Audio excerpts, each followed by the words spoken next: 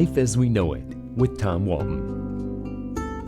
Many years ago, when I wore a much younger man's clothes, it was time to consider career options. Adulthood was looming, and the need to find a steady source of income was gaining urgency. So I drafted a list of possible career choices. Truth be told, I approached the task unconventionally. What I actually assembled was a list of careers that I was happy to reject out of hand. I figured that the process of elimination would help me settle on something that would keep me out of the poorhouse while not requiring skills I didn't have and didn't want. At the top of my no way list was Handyman. I was the oldest of 4 boys, and in theory I should have been my father's first option when it came to imparting wisdom gained through years of assembling things and taking things apart. But Dad's job meant he wasn't around much. As an officer on Great Lakes freighters, he was gone 10 months of the year, and during the limited time he was home, he had little interest in teaching me much more than which end of a hammer is the business end. In fairness to the old man, there were times he tried. He would station me by his side while he set about fixing something. My job was to watch and learn, although he would frequently lose patience when he had to explain yet again what a pipe wrench looked like. I figured, erroneously it turned out, that it must look like a pipe. I would sort through his enormous assortment of tools, throwing out anything that didn't resemble a pipe. It was not unlike the standard procedure for carving a sculpture of an elephant. You just remove everything that doesn't look like an elephant. I'm told that's exactly how Rodin sculpted his famous piece, The Thinker. I'm skeptical, although elephants are smart.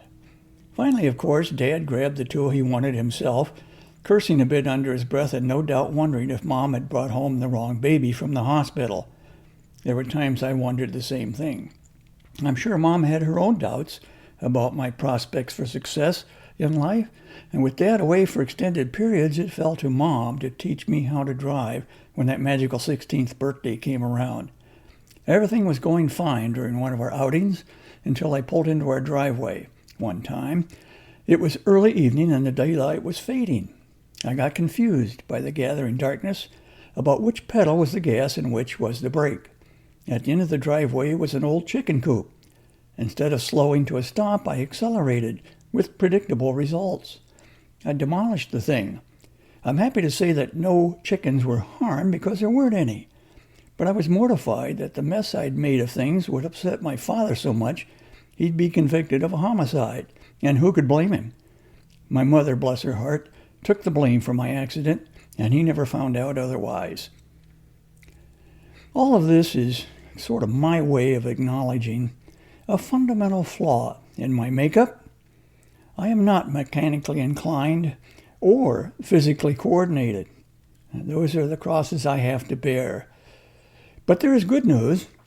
I finally know which end of the hammer is the business end. But the bad news? That chicken coop still haunts me to this day. Life as We Know It is written and hosted by Tom Walton and is a production of WGTE Public Media.